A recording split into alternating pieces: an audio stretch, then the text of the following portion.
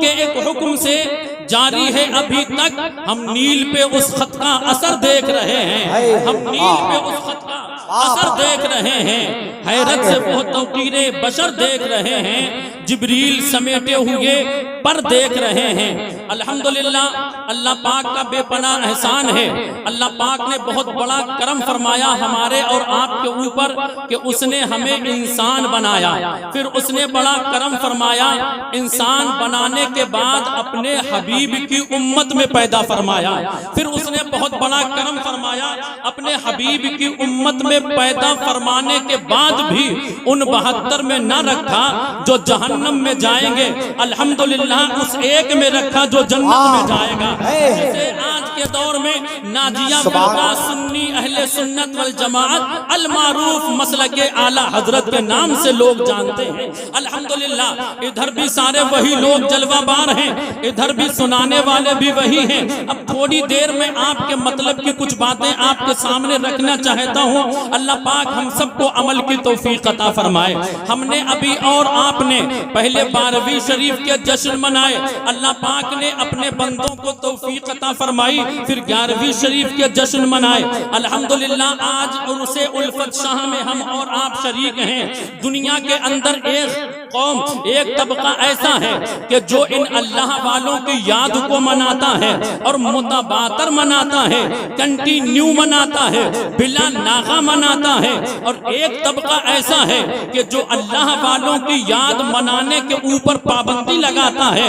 اب ہمیں سمجھنا یہ ہے کہ جو پابندی لگاتے ہیں ان کے سر کے اوپر بھی ٹوپی ہے, جو پابندی لگاتے ہیں وہ بھی نماز پڑھتے ہیں, جو پابندی لگاتے ہیں ان کے چہرے کے اوپر داڑھی ہے, جو پابندی لگاتے ہیں وہ بھی قرآن پڑھتے ہیں, وہ بھی حدیث پڑھتے ہیں. اور جو منا رہے ہیں الحمدللہ ان کے سر کے اوپر بھی ٹوپی ہے, ان کے چہرے پر بھی داڑھی ہے, وہ بھی نماز اور صوم و صلات کے الحمدللہ پابند ہیں. اب انسان کنفیوز ہے کہ ہم مانے تو مانے کس کے, کہ کیا اسلام کے اندر یہ یوم منانا, متباتر منانا, کسی کی یاد کنٹینیو منانا, کیا یہ اسلام کے اندر جائز ہے یا غیر جائز ہے؟ اور پڑھے لکھے لوگ آج کے دور میں یہ کہہ دیتے ہیں کہ اسلام کے اندر سیلیبریشن نام کی کوئی چیز نہیں ہے, ہم کسی کی نہیں مانیں گے. یہ انسان سادہ شفاف ذہن رکھنے والا جو سویرے سویرے اپنے گھر سے اٹھتا ہے, کھیت و کھلیان میں جا کر کے کام کرتا ہے, کوئی شہر جا کر کے کسی بلڈنگ میں کام کرتا ہے, اب یہ کنفیوز ہے کہ ہم کس کی مانیں. تو یہ انسان میں کنفیوز ہے. اب آئیے ہم ان کی کنفیوژن کو دور کرنے کے لیے اسلام کے دامن کا سیر کرتے ہیں. ہم کہیں گے نہ ابھی تھوڑی دیر کے لیے ان کی مانو, نہ تھوڑی دیر کے لیے ان کی مانو. ہم اس سے پوچھتے ہیں کہ جس کے دامن میں ہم سانسیں لے رہے ہیں, ہم اس سے پوچھتے ہیں کہ جس نے مذہب کا شامیانہ ہمارے سر کے اوپر تانا ہوا ہے, ہم اس سے پوچھتے ہیں کہ جس کے نام سے ہم دنیا کے اندر جانے جاتے ہیں, ہم اس سے پوچھتے ہیں کہ جس کے نام سے ہمیں دنیا پہچانتی ہے, اس کا نام ہے مذہب اسلام. اور مذہب اسلام کے دامن میں آنے کے بعد انسان جس نام سے پہچانا جاتا ہے اسے کہتے ہیں مسلمان. آئیے ہم مل کر کے, آپ لوگ سارے لوگ مل کر کے علماء اہل سنت کی قیادت میں اسلام سے پوچھتے ہیں, اے اسلام بتا تیرے دامن میں کیا ہے, کیا تیرے دامن میں کسی کی یاد کو منانا جائز ہے یا غیر جائز ہے؟ تو علماء اہل سنت فرمائیں گے, ہمارے علامہ جو ہے یہاں منبر نور پر اور جلوہ بار ہیں, جب ان علماء سے آپ پوچھو گے کہ انسان مذہب اسلام میں داخل ہونا چاہتا ہے تو اس کے لیے کیا ضروری ہے, قاری حسان صاحب قبلہ فرمائیں گے عمر رضا, اس کے لیے ضروری ہے کہ وہ پہلے اپنے باطل عقیدے سے توبہ کرے, پھر اللہ کی وحدانیت, رسول کی رسالت کا اقرار کرے, زبان سے کلمہ پڑھے, ایمان مجمل اور ایمان مفصل کے اوپر ایمان لے کر کے آئے, اللہ کی قدرت کے اوپر ایمان لے کر کے آئے. اب ذرا ذہن حاضر کریں, میرے تمام بھائیوں سے میں گزارش کروں گا کہ آپ ذہن لگا کر کے میری 20 سے 25 منٹ کی گفتگو آپ سنیے, انشاءاللہ دل باغ باغ ہو جائے گا. اب ایک مرتبہ ہاتھوں کو اٹھا کر کے ذرا بولے سبحان اللہ. اگر بات سمجھ میں آ رہی ہے تو دونوں ہاتھوں کو فضا میں اور لہرا کر کے بولے سبحان اللہ. اب ذرا ذہن حاضر کریں. ہم نے کہا چل اسلام تو بتا تیرے دامن میں کیا ہے. اسلام کا کلمہ جیسے ہی انسان نے پڑھا, اب عملی طور پر جو ہے اس کے اوپر تو ظاہری اعتبار سے لاگو ہوتی ہے اسے نماز کہتے ہیں۔ علامہ فرمائیں گے عمر رضا، کفر اور اسلام کے درمیان امتیاز پیدا کرنے والی اگر کوئی چیز ہے تو اسے نماز کہا جاتا ہے۔ میں نے کہا یہ نمازیں تمہیں ملی کہاں سے ہیں؟ ڈائریکٹ ملی ہے یا انڈائریکٹ ملی ہے؟ علامہ حسان فرمائیں گے عمر رضا ہمیں ڈائریکٹ نہیں ملی ہے، انڈائریکٹ ملی ہے۔ میں نے کہا مطلب؟ بولے جیسے ہی ہم نے اسلام کا مطالعہ کیا، اسلام نے ہمیں جواب دیا۔ انسان سویرے سویرے اٹھ کر کے جیسے ہی غوث گنج کی مسجد کے اندر لوگ داخل ہوتے ہیں یا جہاں جہاں مسجدیں ہیں وہاں داخل ہوئے، فجر کی نماز 2 رکعت جماعت کے ساتھ پڑھے، اور جیسے ہی پڑھے میں نے عالم تصور میں امام صاحب کا بازو تھاما۔ میں نے کہا حضرت جو 2 رکعت آپ نے پڑھائے ہیں یہ آپ کو ڈائریکٹ ملے ہیں یا انڈائریکٹ ملے ہیں؟ تو کہتے ہیں کہ کیا تمہیں معلوم نہیں ہے کہ جب اللہ پاک نے حضرت آدم علیہ السلام کو پیدا فرمایا، جب تک رب نے چاہا تب تک جنت کے اندر رکھا، پھر مشیت خدا ہوتی ہے، حضرت آدم زمین کے اوپر تشریف لاتے ہیں، اور جیسے ہی زمین کے اوپر تشریف لائے تو دنیا کے اندر اللہ پاک نے 2 چیزوں کو رکھا ہے، ایک کو دن کہا جاتا ہے، دوسرے کو رات کہا جاتا ہے۔ اب آپ جتنے لوگ یہاں بیٹھے ہیں ایمانداری کے ساتھ بتاؤ ایک فطرت آپ کے اندر جو پائی جاتی ہے وہ آپ کے اندر آئی کہاں سے ہے؟ انسان جب روشنی میں رہتا ہے، جب اجالے میں رہتا ہے تو اس کا دل باغ باغ رہتا ہے، اس کا دل بہتر رہتا ہے، اس کا دل سکون سے رہتا ہے۔ اچانک یہ لائٹ چلی جائے، اچانک کرنٹ چلا جائے تو ایمانداری کے ساتھ بتاؤ کتنے لوگوں کا دل اندھیرے میں گھبرانے لگتا ہے؟ تو سب کا جواب یہی آئے گا کہ اندھیرے میں ہر کسی کا دل گھبرائے گا، اجالے میں ہر کسی کا دل خوش ہوگا۔ میں نے کہا یہ فطرت آئی کہاں سے ہے؟ علامہ حسان فرمائیں گے عمر رضا یہ فطرت ہمارے باپ حضرت آدم کی ہمارے اندر پائی جاتی ہے۔ میں نے کہا مطلب؟ بولے مطلب یہ ہے کہ جب رات کی تاریکی نے دنیا کو گھیرا، اللہ پاک کی بارگاہ میں حضرت آدم نے عرض کیا میرے مولا دنیا کے اندر تو اندھیرا ہی اندھیرا ہے، لیکن مشیت خدا یہی تھی جیسے ہی رات کی تاریکی چھٹی اور جیسے ہی دن کا اجالا نمودار ہوگا، جسے ہم اور آپ صبح صادق کا وقت کہتے ہیں، جس وقت میں فجر کی اذان ہوا کرتی ہے، یہ وہ وقت ہے کہ جب رات کی تاریکی جاتی ہے اور دن کا اجالا نمودار ہوتا ہے،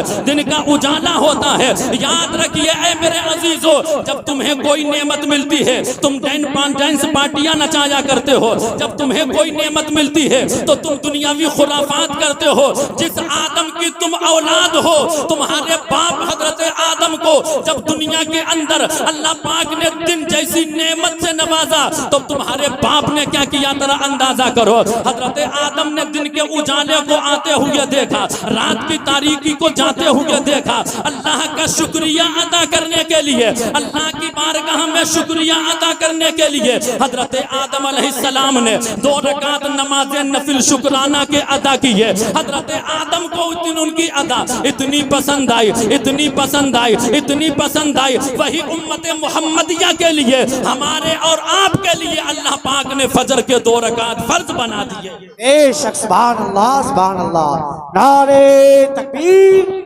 نعرے رسالت، نعرے غوثیت، جشن غوث الورا، سبحان اللہ سبحان اللہ۔ نماز فجر جو آپ پڑھتے ہیں یہ حضرت آدم علیہ السلام کی سیلیبریشن ہے۔ ان کو 24 گھنٹہ کے اندر ہم 1 مرتبہ سیلیبریٹ کرتے ہیں، ان کی یاد کو تازہ کرتے ہیں، ان کی یاد مناتے ہیں اور وقت متعین کر کے مناتے ہیں، کنٹینیو مناتے ہیں، بلا ناغہ مناتے ہیں۔ اب اگر کوئی کہے کہ الفت شاہ میاں کا عرس نہ مناؤ، یا سرکار غوث پاک کی 11ویں نہ مناؤ، یا آقا کریم صلی اللہ علیہ وسلم کا یوم ولادت نہ مناؤ، کہنا نماز فجر پڑھنا چھوڑ دو، وہ حضرت آدم علیہ السلام کی یادگار ہے۔ اب ذرا اور آگے بڑھ کر کے آئیے، نماز ظہر آپ پڑھتے ہیں، نماز ظہر آپ کو کہاں سے ملی ہے؟ نماز ظہر حضرت ابراہیم علیہ السلام کی یادگار ہے۔ اللہ پاک نے حضرت ابراہیم سے امتحان لیا اور حکم ہوتا ہے کہ میری بارگاہ میں وہ قربانی پیش کرو جو تمہیں سب سے زیادہ عزیز ہو۔ حضرت ابراہیم علیہ السلام نے اپنے بیٹے بیٹے کو لیا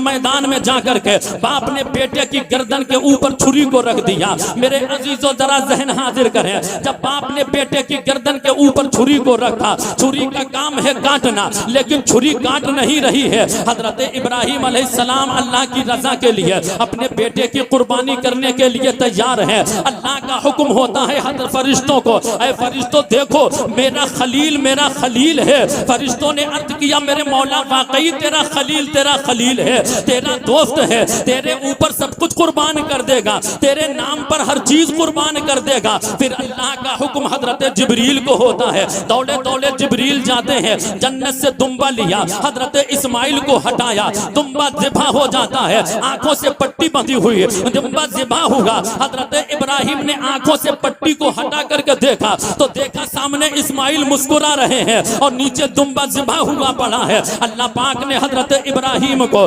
مفدع جافزہ سنایا, اے ابراہیم ہم نے تمہاری قربانی بھی قبول فرما لی ہے اور تمہارے بیٹے کی جان کی حفاظت بھی فرما دی ہے.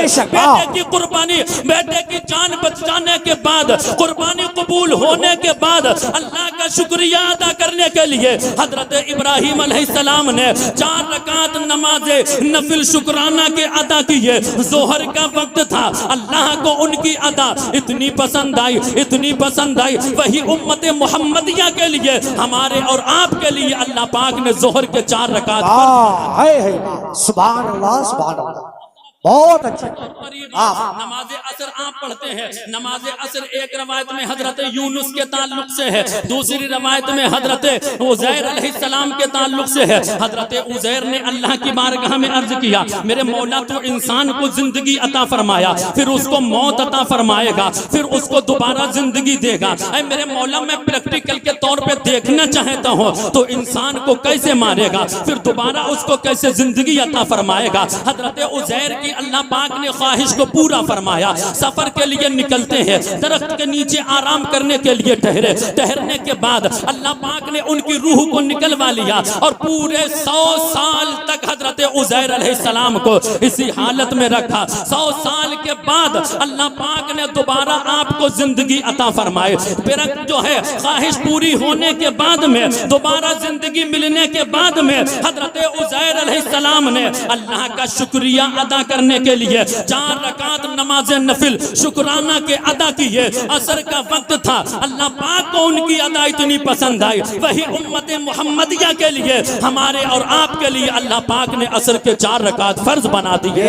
اب ذرا اور قریب آؤ, نماز مغرب آپ پڑھتے ہیں. نماز مغرب کس کی ادا ہے, یہ آپ کو کہاں سے ملی ہے؟ یہ ایک روایت میں حضرت ہود کے تعلق سے بھی آیا ہے, لیکن جو زیادہ تر معتبر علماء بیان فرماتے ہیں وہ حضرت ایوب علیہ السلام کے تعلق سے ہے. حضرت ایوب سے اللہ پاک نے امتحان لیا, آپ برسوں بیماری میں مبتلا رہے اور جب بیماری سے اللہ پاک نے آپ کو شفا عطا فرمائی تو سورج غروب ہو چکا تھا. اب توجہ چاہوں, سورج ڈوب چکا تھا, مغرب کا وقت تھا. حضرت ایوب علیہ السلام نے اللہ کا شکریہ ادا کرنے کے لیے نماز نفل شکرانہ کے 4 رکعت کی نیت باندھی. نیت 4 کی باندھی, لیکن جب بیمار اتنے ہو چکے تھے بیماری کی وجہ سے جب تیسری رکعت پہ رکوع اور سجدہ کے لیے گئے تو اٹھنے کی ہمت نہ رہی.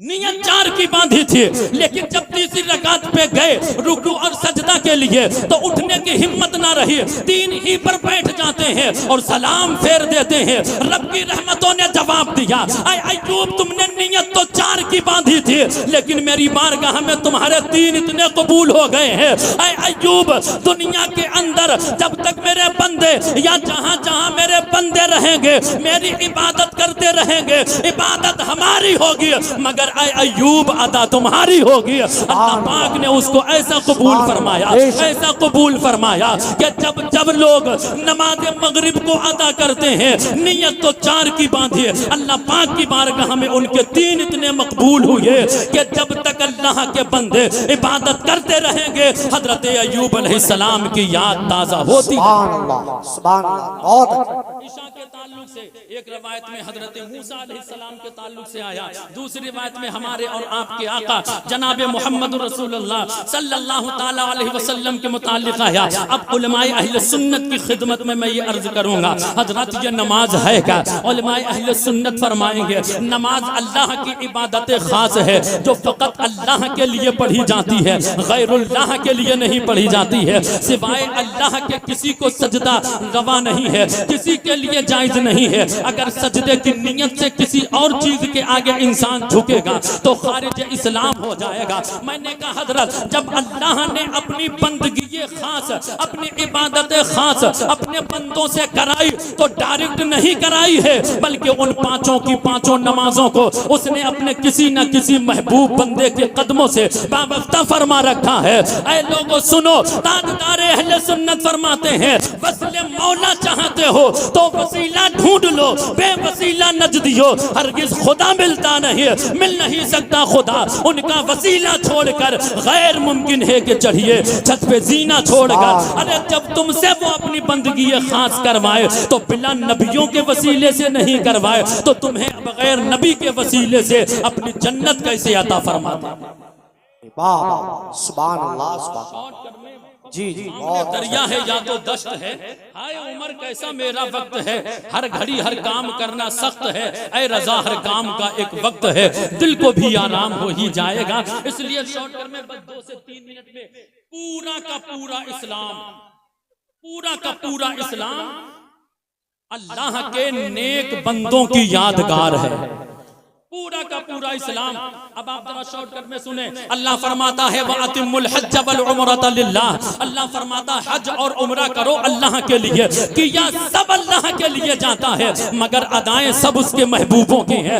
اسی طرح سے روزہ, اللہ پاک کے کسی محبوب پیغمبر نے کسی مہینہ میں 9 دن روزہ رکھا, کسی نے 7 دن روزہ رکھا, کوئی 3 4 5 کو روزہ رکھا کرتے تھے, کوئی 7 8 کو روزہ رکھا کرتے تھے, کوئی نے 17 18 29 کو روزہ رکھا ہے. اللہ پاک نے امت محمدیہ کے اوپر کرم فرمایا, ماہ رمضان کی شکل میں پورا مہینہ عطا فرما دیا.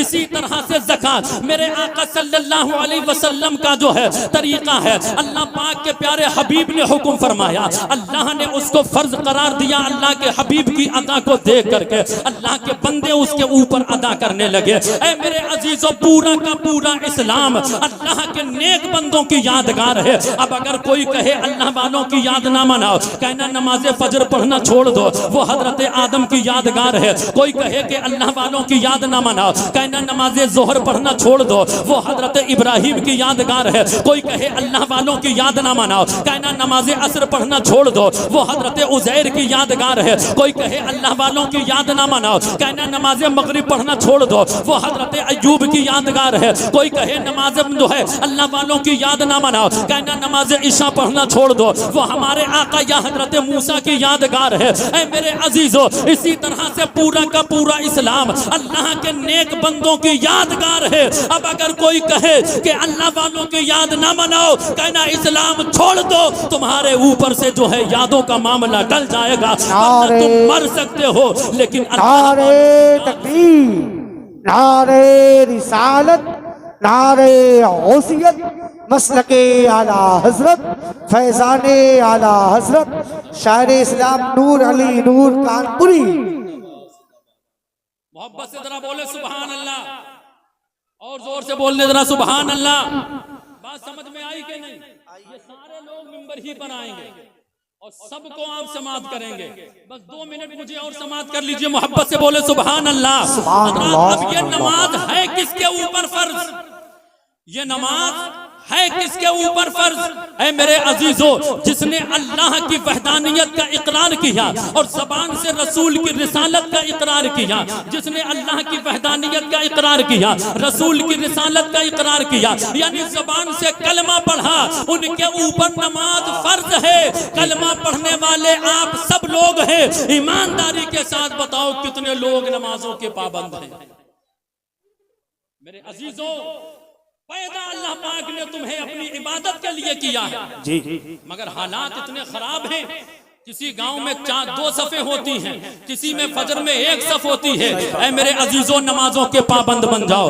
अगर अपनी नस्लों को बचाना चाहते हो, अपने आप को बचाना चाहते हो, अपने आप को तबाही के दहाने से अगर बचाना है, प्यारे तौबा करो, अल्लाह की बारगाह में झुक जाओ। अल्लाह के जितने महबूब बंदे दुनिया में आए हैं वो सब अल्लाह की बारगाह में अपनी पेशानी को झुकाते रहे। अल्लाह पाक ने उनको दुनिया का महबूब बंदा बना दिया। ऐ मेरे अजीज जो तुम अगर आज इक़्तिदार चाहते हो, पाबंदी बुलंदी चाहते हो, कामयाब होना चाहते हो और यूं कहिए कि आज के माहौल में अजाब से बचना चाहते हो। अच्छा पैगाम। एक जरूरी ऐलान समाप्त कर लें। जितने भी कमेटी के लोग हैं मैं उनसे गुजारिश करता हूं कि पुलिया पर पहुंच जाएं। वहां प्रशासन के कुछ लोग खड़े हैं और वो अपने माथे की निगाहों से देख रहे हैं। कुछ लड़के वहां खड़े हैं, वो बदतमीजी कर रहे हैं। लिहाजा कमेटी वालों की ये जिम्मेदारी है कि प्रशासन के लोग ये आपका जलसा कराने के लिए बैठे हैं ताकि इंतशार ना हो। मगर अफसोस सद अफसोस कुछ मुसलमानों में ऐसे नौजवान हैं जो वहाँ पुलिया पर खड़े होकर के बदतमीजी कर रहे हैं। लिहाजा कमेटी के जिम्मेदार वहाँ पुलिया पर पहुंचे और उन लड़कों को समझाएं। मेरे अजीजों, बस यही पैगाम काफी है। आप नमाजों के पाबंद बने, बुरे कामों से बचें। हालात बड़े खराब हैं, आप खूब जानते हो। वाहिद तरीका है रब के हो जाओ, सारी दुनिया तुम्हारी हो जाएगी। अस्सलामु अलैकुम।